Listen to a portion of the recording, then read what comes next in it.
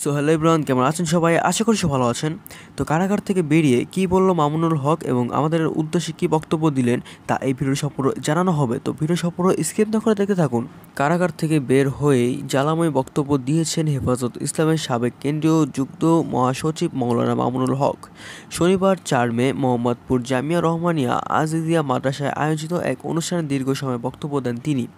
বক্তব্যের শুরুতে মামুনুল হক বলেন, আমি যা করেছি তা দুটি পক্ষ প্রত্যক্ষ করেছে। একটি পক্ষ হচ্ছে আসমানে, আরেকটি পক্ষ জমিনে।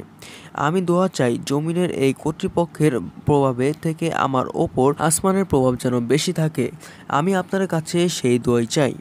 আপনারা একান্তে আমার জন্য এই দোয়াটি করবেন। তিনি বলেন, আমার সহকর্মী অনেক কথা বলেছেন।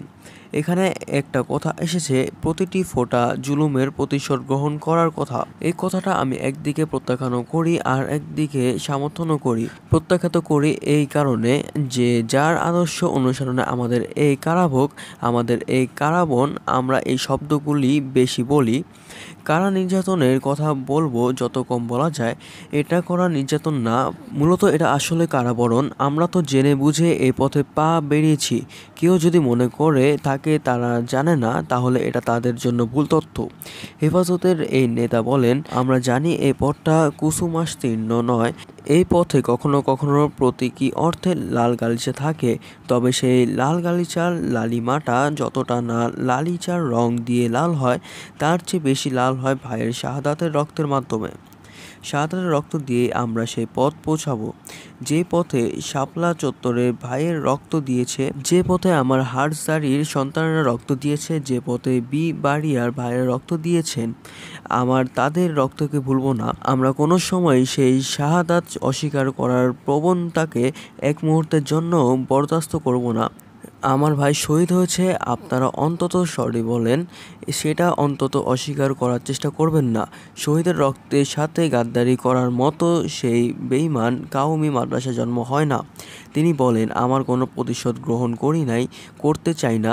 করার প্রবণতা যদি আমাদের মন থেকে কখনো উদ্বেগ হয়, সেটা হলো শয়তানের প্ররোচনা। ব্যক্তিগত আক্রোশের কথা বলে থাকতে পারি, কিন্তু আমার প্রতিশোধ পরায়ণ নয়, এটা হলো মূল কথা।